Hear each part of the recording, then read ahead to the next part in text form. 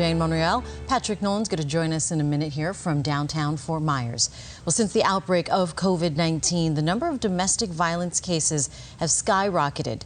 Tonight, though, we are learning about a new shelter in Immokalee for victims of human trafficking and domestic violence. Fox 4's Leslie Dellisbour spoke with advocates who say this shelter could not have come at a better time.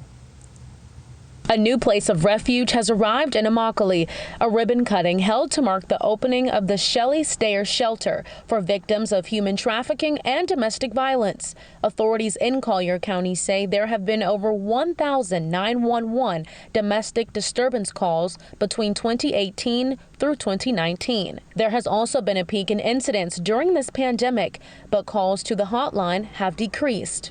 And that makes sense. And actually, the calls have decreased by close to 50% over the same time last year.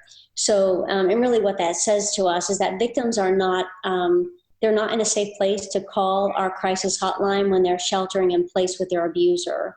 And after researching and speaking with victims, Oberhaus says the Immokalee community was in dire need of this shelter. There are families living in violent situations. There are kids who are no longer in school, who are now subject to witnessing the violence that is happening at home, between their parents. She says the new domestic violence shelter will operate around the clock. Our 24-hour crisis hotline, our outreach offices for people in need of safety planning counseling, and then, of course, our emergency shelter. If it comes to that and someone has no other safe place to go and they're living in a violent situation, then we're available 24 hours a day. And Megan DeLabis with Abuse Counseling and Treatment in Fort Myers says the numbers have also spiked in Lee County.